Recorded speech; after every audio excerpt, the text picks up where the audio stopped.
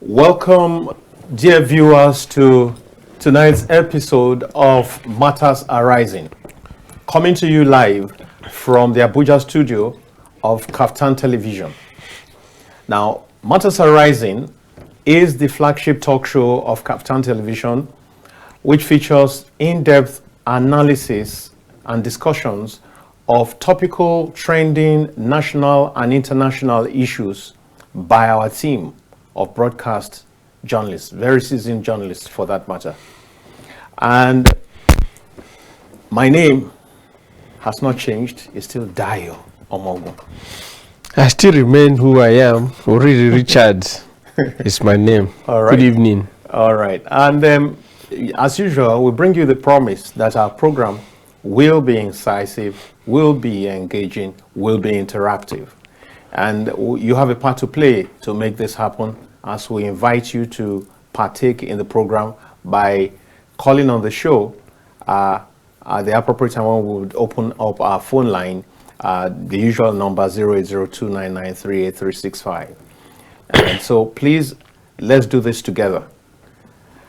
Now, Richard, Sir. I saw something recently on social media about, it sounded very funny, but at the same time it gave me a lesson about people being solution-minded, providing solutions, being creative, being on the spot. And these two people are engaged to get married, and so close to the time, the man calls the woman, and they're exchanging pleasantries. And in the process, excitedly, the lady says, and so you people will come like next tomorrow now. And the guy says, we won't come, but this fuel palaver, I ain't not sure say go come. Eh? The woman said, what did you say? He said, because of the rising cost of fuel, that he may not come for the traditional wedding. The lady said, how can you even say that? So he said, but I mean, that's the reality. There's no money for fuel. And then the lady said, okay, you know what? Take money from the bride price and buy fuel. And buy fuel. And then let's have the wedding.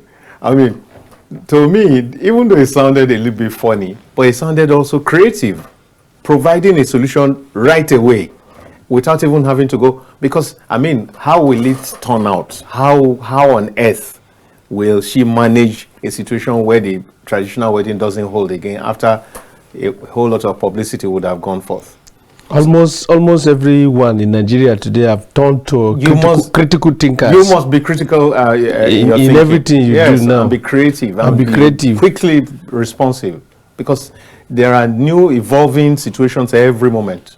I in the morning before going out, I drove to a filling station around Gwarimpa, where I normally buy fuel for 918 naira. When I got there, they say 1,100. I was shocked. How many liters will you now buy? I ended up buying just 16,000. My intention before was to buy 10,000, but I bought 16,000 naira. Still, it was not enough. Oh, and to enable me reach out to enable me solve one or two problems, there was a place I needed to go. Get to, yeah. I have to miss my lecture to enable me attend to that particular thing. This evening, I had lecture for 5 p.m., but I couldn't go to school. They dropped the message on the platform. The lecturer said, lecture is physical, no online. No online. I couldn't make it because of fear. Too many improvisation. Too many things that you have to. A lot is going on. A lot is going on. Nigerians are going through a lot because of this fear crisis. Yeah. Because of the multiplier effect. Well, Nigerians, we just must be creative. We must be critical in our thinking, and we will get over this. This too shall pass. It will soon pass. Amen. Yeah. That is Nigeria. That's the spirit. That's Nigeria. That's the spirit. So, good evening once again. This evening, we're still going to be talking about EDO governorship elections, EDO 2024. And this time around, we're trying to look at how prepared are the critical stakeholders, how prepared indeed is INEC? Because in the final analysis, this is INEC's event, and every other persons are like ancillary. They're like, I mean, they are just part. The real person, the real institution involved in this is INEC. So, of course, they will be facilitating deployment of security. They have to know the number of ad hoc staff and all that and all that. So tonight, that's what we want to be looking at. Are they ready? It's just one day before the D-Day. Even if they are not ready, they are ready. The election was told. Yes, election was told. Even if they are not ready, they are ready. Yes, like even if they are not ready, they are ready. There was an agitation. Somebody agitated that was it the governor that was saying? Was it the governor? No, they said someone called here. Was it that's 2 days ago? Yes, and said why not? If the governor refused to sign the peace pact, exactly, that the election should be postponed.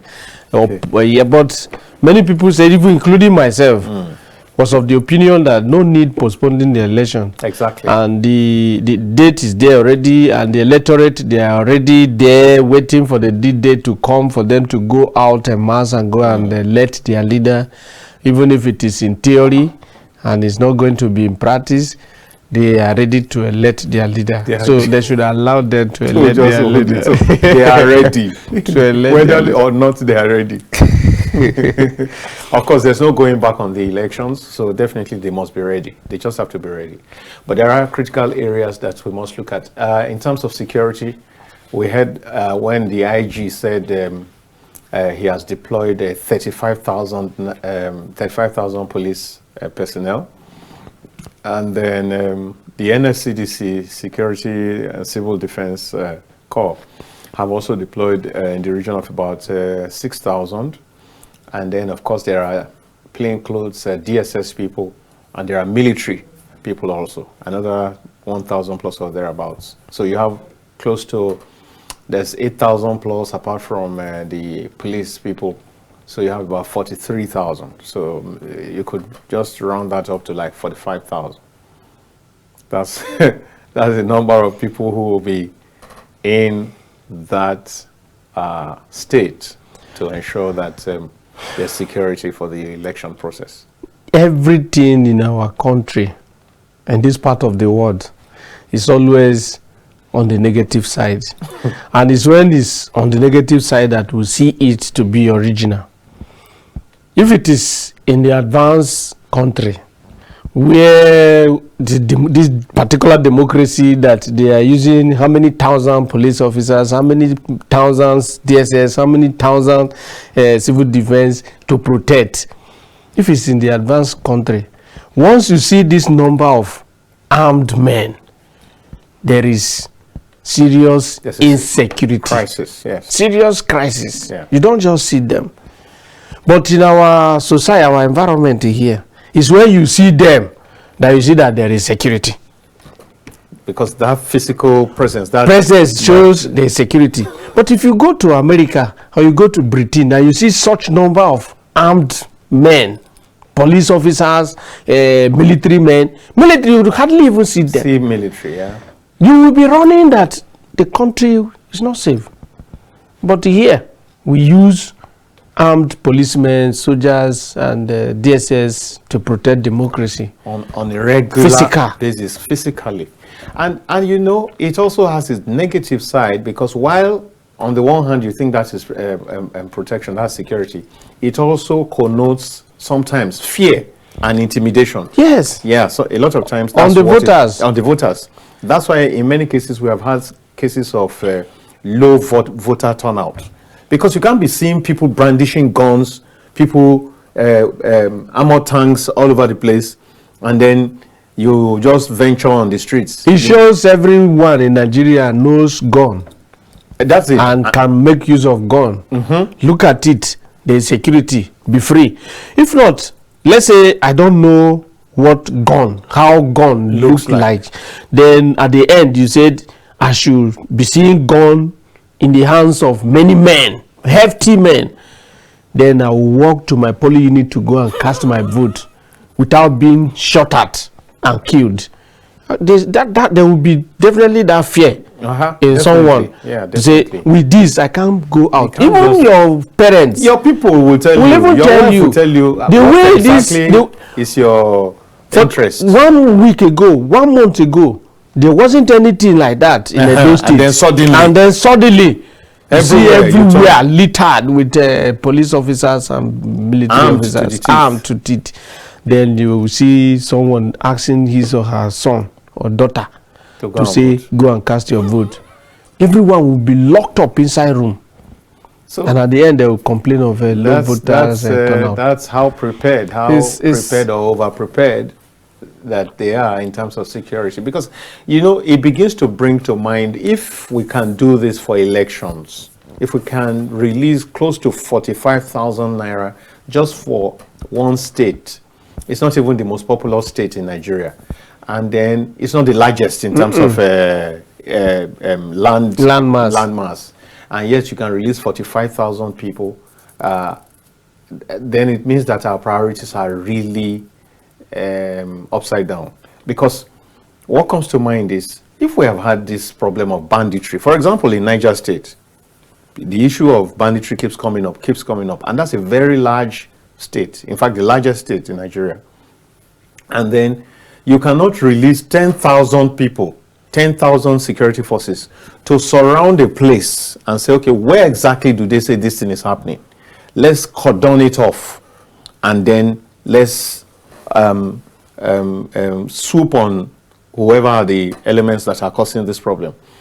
But we can release 45,000 for an event of 1 day, for an event where it's not as if there is insurrection. There's no case of banditry. It's just to ensure that there is law and order. There's peace. There's peace.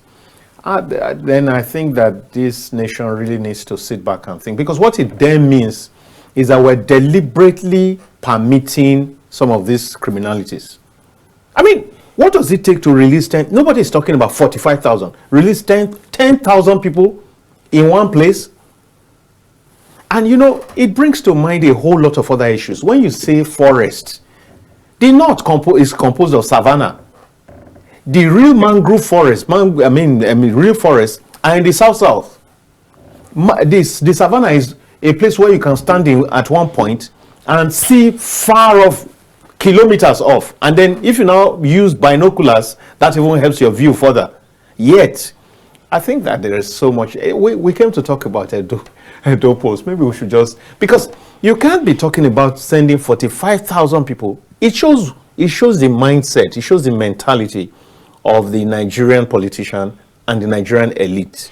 It shows that democracy itself is in danger. It's in crisis. It's in crisis, because democracy is synonymous with peace. You cannot this American Britain that introduces this concept to us. They introduced it, sold it to us, and we accepted it. Ordinarily, we should be thinking in line with them. And since they have passed through several of these stages, we don't need to have, it's like saying you don't have to reinvent the wheel. You can take off from where those people ahead of you they have paid the price.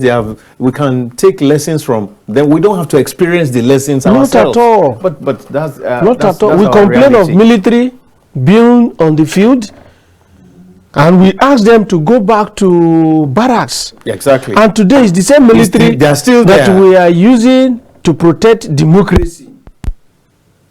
That's a problem. Why should we even in the first instance be against the military? If we're still going back to them to come and help us protect democracy. You know, it's you hinted at a point a while ago. The way we are going, the way we are militarizing society, it has very bad consequences, bad impact on the psyche of the average citizen.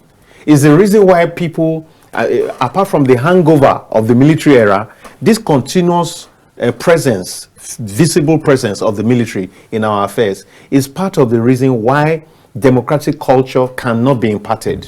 That's why nobody seems to be imbibing democratic practice. At all. People come outside to come and say, we must do democracy, but they don't even practice it in their homes. Not at all. They don't practice it in their offices. And so suddenly somebody imagines and says he wants to be a candidate. He has never aligned with any democratic practice in his office.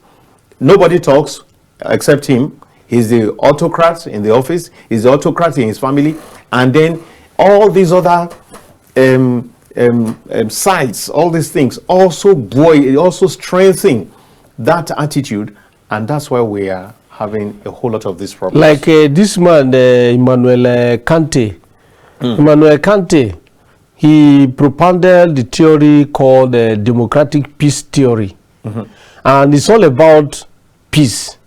Democracy, another definition of democracy should be peace. Exactly. And that is why across the globe, you will see that no democratic state and another democratic state involved in war. You hardly see it. Very, very rare. And today, we can see very clearly in Nigeria and other part of African countries that practice democracy, where a leader will come out openly to disagree that he or she is not going into dialogue when there's small crisis, an issue, or going into negotiation. These are the two key principles of democracy. And democracy is in process because you can change from this. What you are doing today is subject to change in the next few minutes. Exactly. Change because is the only constant. The moment you allow yourselves to be discussing, talking, and listening, this thing that is like this, it's not supposed to be like this. So let it be. Exactly. Once that talk, that discussion is going on, is dialogue. Is dialogue, and then opinion sharing. Subjected to superior ideas and arguments. Then exactly. once you allow that to happen in a democratic state, you see changes, and before you know it, they say these people practice the real democracy. And conflicts will be on India they were not where they are today. Exactly. So I think that we really need to look at the way we deploy massive security because of elections. It's good to ensure that there's security in place, but when you deploy 45,000 policemen for one election in one state, I do not know the and if you ask them, they will tell you they will tell you what they want to achieve is peace. That's it. But on the other hand, what indeed, if it is in fact the presence of those people that will ensure peace, that will bring in a trouble, that will bring in intimidation, that will bring in all kinds of things. Because I mean, how do you? It means that there will be a suffusion of security, and that's also not healthy. But my question again is, if truly and sincerely what they are doing is to ensure that there is peace, why have they not done what they know very well that will bring peace? If you are a governor, and you govern well by allowing democratic dividends to reach out to everyone, you don't exclude any section of your state from governance. You don't exclude any individual from being part of the system. Then you will see that there is peace. There will be peace. But the moment you exclude some session, even in your appointment, in your resource allocation, development, you will see that there must be annoyance.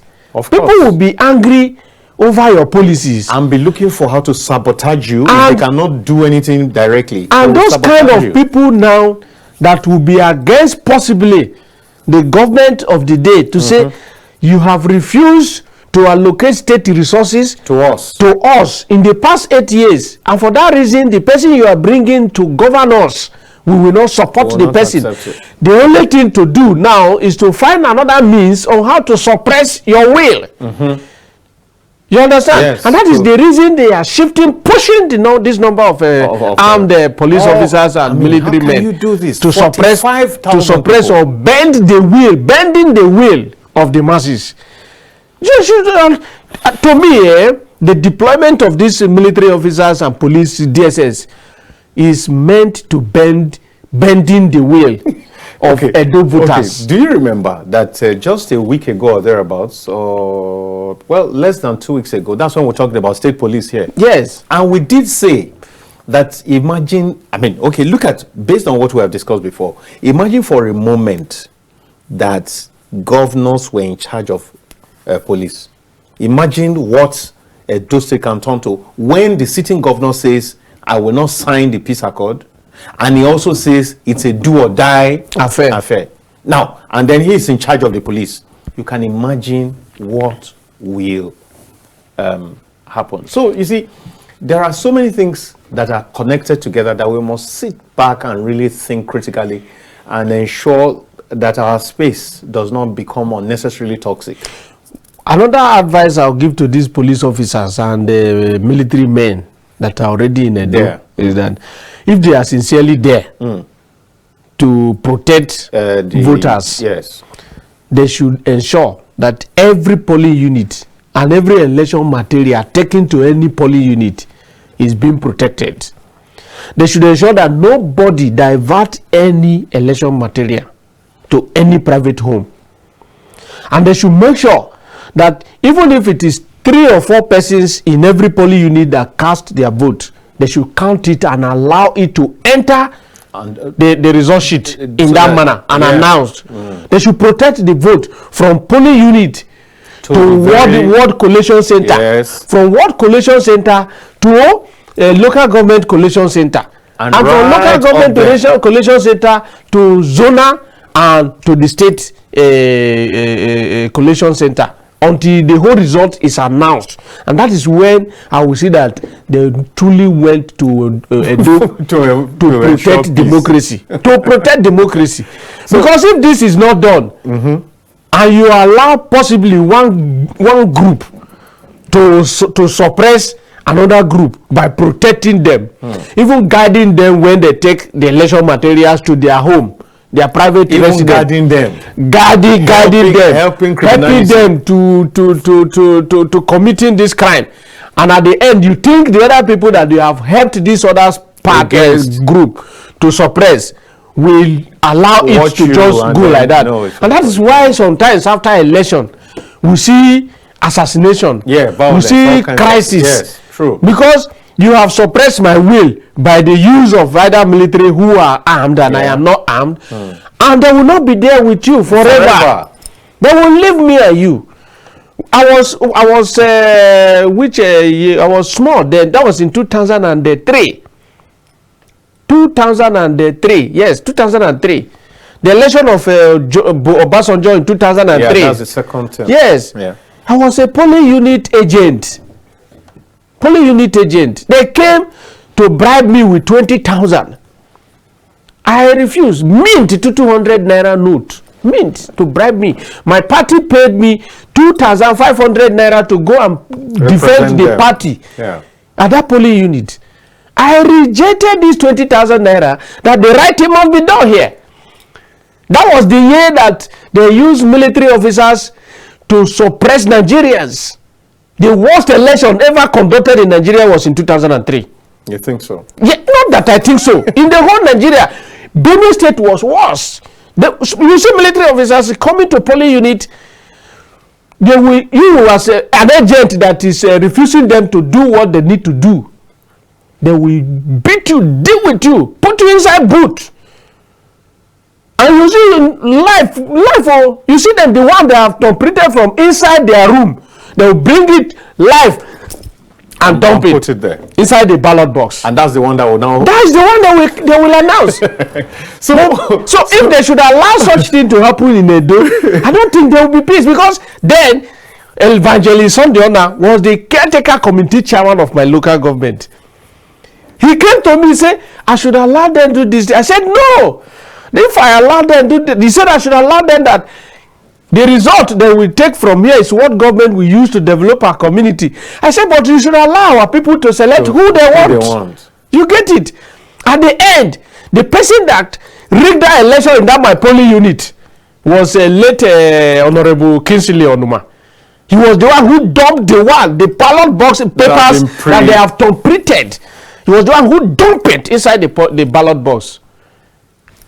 In the open. In the presence of military people. Oh, okay. With the backing. Dump it inside and lock it back. Wow. I asked them to take it inside the vehicle for them to go. What I told some the other is that you have done your own because you are the chairman today. Tomorrow you will not be chairman. You get? You might be listening to me now. No. I am a patriot. What I went out to do is what you to protect democracy in Nigeria. And to protect viewers, this is the situation we find ourselves. I have the experience. You ask for security, and when they I cried or I shed tears because my will was bent. You'll be overfed to the point of a sickening. I mean, it's how do you put 45,000 people in one state at this time? Well, okay, let's go to another thing that we need to look at a time like this. Media people have been mobilized also to go there. I know that INEC accredited over 100 media organizations, I think about 114. And I think that the entire state should be well covered. Apart from local media who will be in Edo, you have about that number who are coming, both online, print, electronic, and so on and so forth. So let's hope that those ones also, in conjunction with observers, of course there will be observers and all that, maybe local and international, who will also monitor the elections. Let's believe that INEC is ready. Let's believe that INEC is ready with ad hoc staff. And let's believe, as at yesterday, a report said that some election materials, the Nigerian Air Force had been used to convey some of the election materials to Benin City already. Because part of the problem many times that frustrates our electoral process is late delivery of election materials. You could find on that day now, and in some places, they will not get voting materials until noon. The issue until noon. Yes, the issue there is that INEC would deliver the election material to states and ensure that it gets to every local government. So it's not the problem of the local. The problem comes when the poll clerks, that is the polling unit presiding officers. Yeah.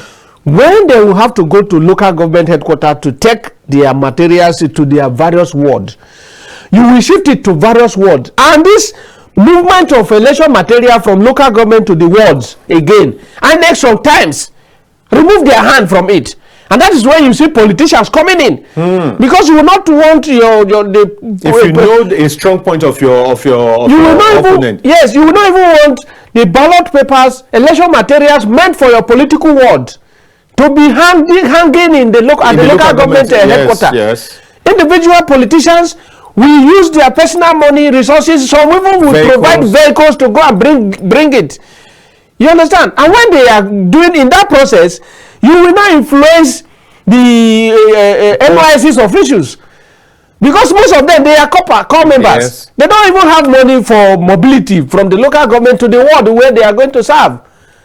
At the end, politicians will be the one to transporting them to the ward, and from the ward even to polling unit. You will not even have means of going. You can't take. Some of them don't even know the point they are going. Then politicians will get themselves involved, and in the process, making motorcycles available that will take them there. And because you don't know where you are going, politicians will bring motorcycle for you to be conveyed to your polling unit. You don't know where you are going. In that process, the person conveying you will even take you to the politician's house. First of all, that is where you are to conduct the election, because you don't even know the place.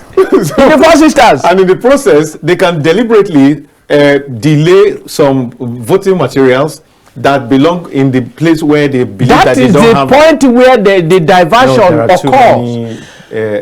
And when the opposing party sees that one happening and resisting now, in most cases it results to crisis. That this motorcycle you have provided, you either Labour Party, this motorcycle you have provided will not take this material. You cannot take this material because you are an interested party. Yes, it can't take this material. And the PDP will say APC cannot take this material. APC person cannot take this material. INEC have not made provision for that. And the community who sees that these politicians struggling for this position, they are not doing what they are doing to get to power to help the community. No. They will not even get themselves involved. So they leave everything to politicians. At the end, you see the different political parties. You have been very involved in the election process. So the process of rigging election is too deep in this country. We will need to quickly, after this very brief break, dear viewers, get ready to join us as you call on the phone line, as we will make our lines open right immediately after the break.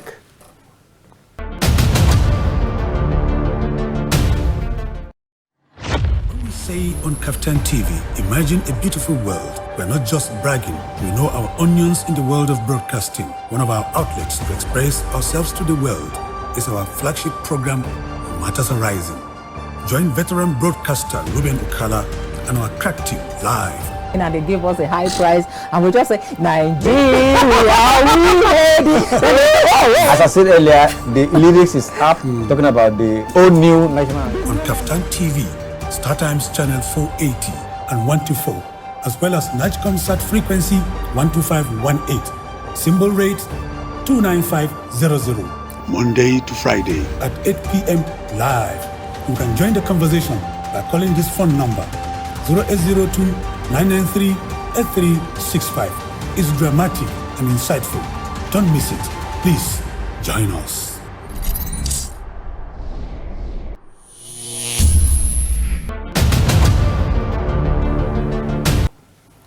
Welcome back, dear viewers. Right now, please get ready to make your calls. We've been talking about the readiness of INEC and other ancillary stakeholders concerning the EDO gubernatorial polls, which comes up on Saturday.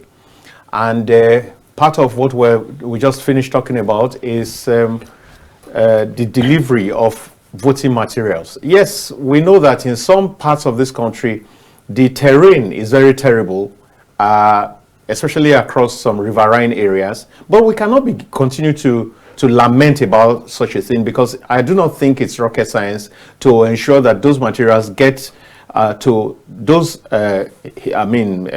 riverine areas maybe a day before the election proper, so that promptly in the first thing, the morning of the elections, they can have access to the materials and everything goes on well. We can't be lamenting all the time that, oh, it's because, I remember that anytime there's elections, particularly in the southeast and south-south, these issues come up a lot. They'll say, oh, election is just starting at 11 a.m.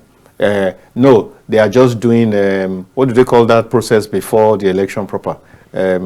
They're just doing accreditation at 11, at 12. So when will the election happen?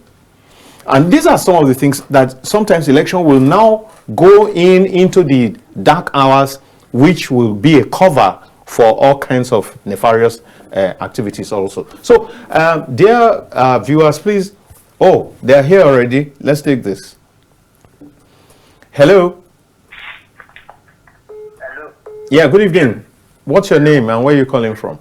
My name is Johnson, and I will be calling from Kaduna State. Go on, please. I want to say that I like the perspective of your guest tonight, and I want to also say that there's no any amount of intimidation that will make the Edo people to change their mind. I want us to remember the election that brought the governor of Osun State into the power. Into power, right. I remember vividly that there was a lot of intimidation in that state that very year. Yeah.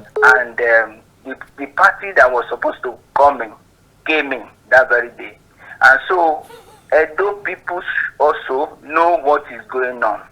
Nigerians know what they are passing through under this very dispensation, especially the APC.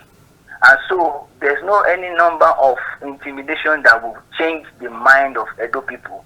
The election is going to be free and fair.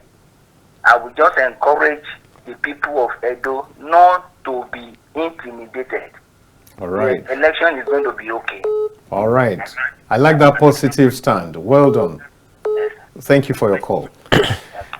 Yeah, so now some people have said this contest is going to be between federal might and state incumbency.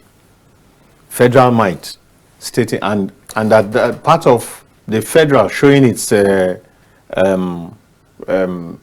bearing its fangs is what we have seen in terms of one thing, the just number of security people. to align myself with what the caller said. Edo, from when we were growing up, they are known to be cultural people. They are highly cultured. They know how to select Their people. vote, and they are not blind people. If you want to talk of development in Nigeria started from Edo, Benin City. In those days, maybe Midwest State or, you understand? Bendel State. They call it Benden State. All of us, we did even this art in school. We call it Benin art. Hold yourself. Let's take this guy. Good evening. How are you? Where are you calling from? Good evening. I'm calling from Edo State. Oh, from Edo State. What's the name? The name is John. John, go ahead, please. John. Yeah, we got that. So all what you people have been saying, like my man here, is not far from the truth. Good. The kind of security men we are seeing, even if you see some of them, you'll be wondering if they are policemen or they are even hired assassins. Why do you say that? Why do you say that? We think our mind is what we are seeing. Is what we are seeing. Yes, definitely. Yeah. They have their flash points. What I mean, they have their flash points. They know the area that they can never win this election in Edo State. Who can never win? They do, if you see the kind of, John, who can never win? Who do you mean by they? the APC. Okay. APC. Okay. The Jagaban and his people. Okay, go on. They want to split blood and they are ready. I will mention name, freedom of speech. I will mention name. Go on. They know where they cannot win. And if you see the kind of security they are putting there, I will not call it security. I will not call those ones security. Because how can you bring people who are almost more than even the real indigenous of the community of the state. Very funny. Look at some local government. We have strangers, we have indigenous. Okay, like in Owa West now, only the truck that entered there. If they send those troops to Sambisa, to Meduguri, those terrorists will run away. If they send those, if you see the kind of trucks, armored vehicle, you know the sticker is from Owa West. Okay. Of Edo State. Okay. And there's so much focus on that Owa West. How to intimidate the people. Anyhow they want it shout, but they should know one thing. One thing for sure, like my brother said, do what you want to do. History waits everybody. Osho Baba, do what you want to do. You have released all your tigers and tigress according to your words. You people have sponsored, how do we call it, public in the city. You have licensed. John, we will need to go I will now. speak anything I want to speak. Nobody's afraid to die again. No. Of course, we have limited time. We have limited time. John, just take the path. Take the path of peace. If they win the election, they should go and ask the history of Edo. Now, so this one, he says The number of it's almost outstripping yes, the number of the citizens. voters. Kai. No.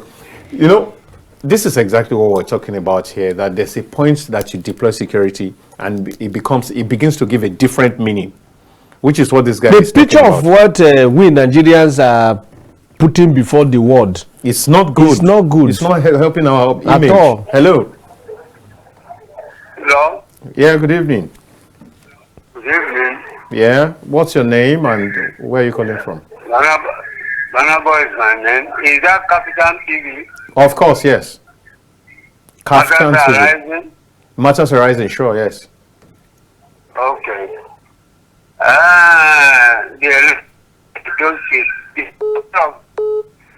The number of security going there is just for formality sake.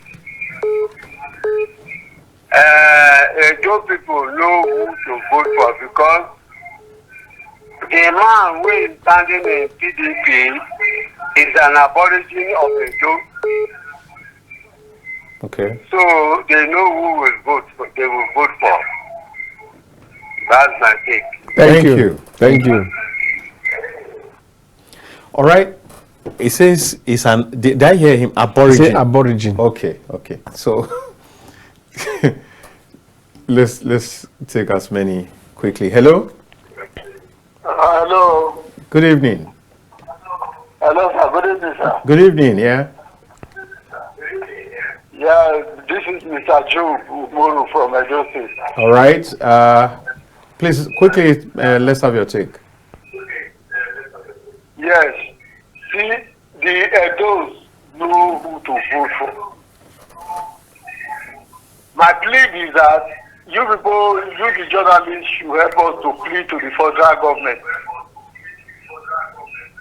They should allow a free and fair election. The Edos know who to vote for, and the Edos are ready to vote for PDP. Our vote should not be. You have to speak for yourself. Edo is not a state. Go on. Go on. The Edos are not the kind of people you hijack their vote and go free. Nobody can hijack this election. If the APC win, fine and good. And if the PDP win, they should allow them to take their vote. Right. So the issue of deploying the whole Nigeria police force, it will not help any matter. All right, Joe. So it's just a kind of threatening. Where exactly are you calling from? So they should allow us to vote for who we want. Joe, where are you calling from in Edo? Yes. Where are you calling from in Edo? Sir? Where for Edo? I'm calling from Edo State. Oh my, you didn't get the question. All right, okay, bye-bye. Okay. He didn't get the question. Now, the same point. I did know, immediately I saw that report, I personally was worried that how do you deploy over close to 45,000 personnel? I mean, it's not as if there's war. They're not fighting with a neighboring country. Hello? Hello. Yeah? Good evening. You will need to put down the volume of your TV set, please. All right.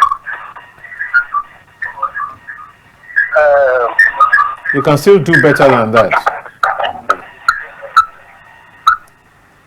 Hello. Yeah, hello? I just choose from Benin. The name again? From Benin. Yeah, the name, your name. Yes, I just said. Your name, please. I thank you for your words concerning the election. Like what people are saying is exactly what is happening here. So I'm talking with you, I'm the center of Benin. Okay. So, all the kind of policemen they deploy the business too much. It's not what Nigeria is doing. But that shouldn't stop you from going to vote. I hope you will go and cast your vote. I want to cast my vote. I fear nobody. All right. My vote must. I'm begging you people, you should get the federal government and their people to do uncomfortable. Because even as we are talking today, as we are talking right now, some of the APC members have attached some electoral material as we are talking. Are you sure about that? I'm referring you now to AIC. You can still get it from. You can still get it there. Okay.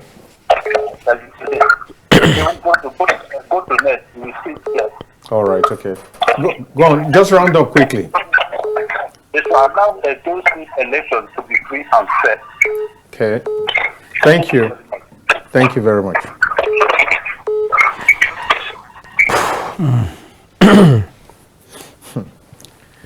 So the call is to everyone involved, INEC. Please, if you said that you're going to do electronic counting, let the machines work. If you're going to do accreditation by whatever means, please, let's make these things work. We can't continue to have situations where we conduct elections and there's an overhang and over, what do they call that now? When you drink and overdose. No. Hangover. Hangover. You have a hangover of bad feelings, of ill feelings towards the people within a community, of ill feelings that provoke violence and all kinds of things. We don't need that. The challenge we are having with a Nigerian electoral process generally, that most times people shift the blame to INEC. Yes, it will be INEC because even the people that carry out this exercise, they are their staff partially. Yeah. INEC don't have enough manpower. And they have That to. is true. Yeah, that's true. In every local government in Nigeria, INEC staff, they are not up to 5. In every local government in Nigeria, EO, electoral officer of the local government, then the admin officer and some, they are not more than 5 in every local government in Nigeria. And you expect this, at least these 5 persons now, to be everywhere in the world. It's not so possible. The people they recruit, the ad hoc staff, yeah. They go to universities to recruit ad hoc staff to come and be returning officer. When you have your staff, they will go to, let's say, University of Agriculture, Umudike now, bring somebody to another local government, you are the returning officer. You have nothing at stake. To say if I commit crime, my job is at stake. Nothing. Is it? Don't you think they do that in order to also? It's a way of ensuring neutrality. What is neutrality? What is neutrality there? They even pay for them to be recruited. Oh, they bribe for them to be recruited. Corps members. Now they said normally before they used to go to university, pick undergraduate from universities to come and become ad hoc staff and do this job of presiding officers in polling unit. But for neutrality's sake as well, they shifted ground to NYSC. right. Now they are using NYSC officials, who are young Nigerians that ordinarily should protect democracy and protect their future. But the same NYSC officials, these young Nigerians, they commit the crime. Professor Mahmoud, he's in Abuja here. He will not be in all the polling units in Edo. You get my point? So these are the people that they bribe at the end to shortchange people. These are the people they bribe at times. So if police, soldiers, they are there, they should watch all of these people and ensure that no INEC ad hoc staff shortchange Edo people Of their will. Hello, that is the truth. Hello, good evening, my brother. Yes, good evening. Quickly, my name is Mohammed. I call from Maiduguri. All right, let's hear you. You see, when people are talking about politics, we are talking about flooding. You see, they are two different things. So let me just quickly contribute as a good idea. No, we have also spoken about the flooding. It's a natural disaster. We spoke about it. We have spoken about a serious disaster. I suggested to you, through you, to your KAFTAN TV that has a 54 million viewers, including me. Yeah? Thank you very much. Thank you very much. I expected to see KAFTAN TV represented here. Don't worry. We will do our own report. We will connect to your governor to allow us. Oh no! Show our presence in Meduguri. See, we're talking flooding. You're talking politics. So this EDO issue, these two areas. I pray that he's the one. NYS's officials. Hello. Yeah. Good evening. Good evening. Yeah. What's the name and where are you calling from? Adegbemi Olatuji calling from Ogun State. Yeah, please quickly. Let's have your take. About EDO election. Yes. What is there going to be a war there? No, it's election that is holding. Why do you ask? But the number of policemen being drafted to that place, why? To maintain law and order and security. To protect voters and votes. Election, there was a police commissioner that is policing the state. Are we having people from Afghanistan coming to Edo State to come and cause men? How do you mean? We are talking about election. You're talking about Afghanistan. Election is supposed to be a peaceful issue now. Yes, okay. That's how it should be. So why can't we, with the number of policemen deployed to this way, why can't we deploy to counter this our insurgents? Yeah, so that's the reality right now, but at least we cannot complain of inadequacy of security personnel, at least on this occasion. We cannot complain that they did not send enough people to Edo to protect voters and their votes. You see, the number of policemen there will be even more than the number of the citizens of Edo State, as we are saying it. What we are doing here. Let's move ahead and let's get some. What we are doing here is part of a dialogue for democracy. Yeah. How will democracy survive in Nigeria? Is what we are doing. Oh no. The survival of democracy is our focal point here. Because we shouldn't destroy. We shouldn't destroy democracy with our hands. And what we are doing now, military, they are at the back watching and laughing. They are on their own in the barracks. We will go and say, come and help us protect this democracy. They will see that, yes, we are not ready.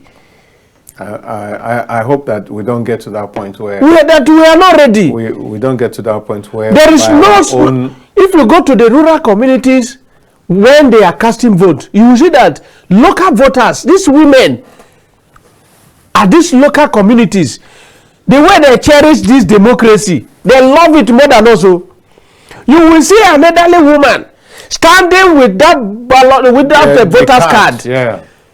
Inside the sun, inside the rain. Please give them seat to sit. No, I am on the key already. If I leave, another person will take my position. You get my point? They love it. They love it until they cast their vote. Before you see them going home. But some of us who take ourselves to be learned and that we know everything about, we are the one destroying democracy in Nigeria. We need to really wake up to this. No governance, no development. Democracy is about development.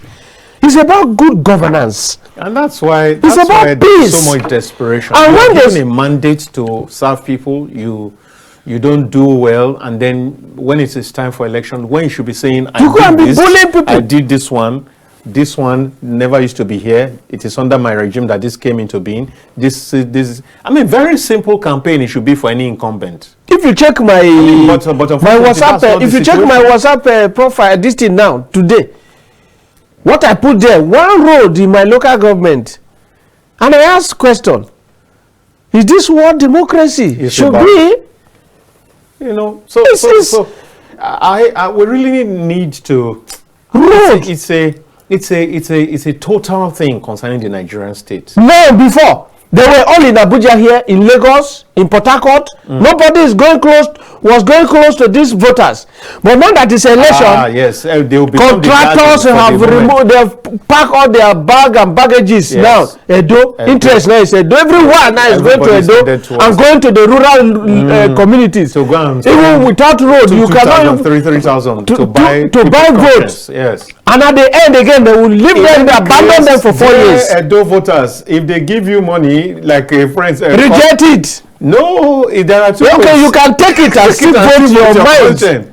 Because somebody said today on another program that look, the reason people collect some of these monies is that they believe that whether or not they collect, the result has been prepared ahead. So your vote really does not count. So whether you reject or not, you are not making any difference. You are impoverishing yourself the more.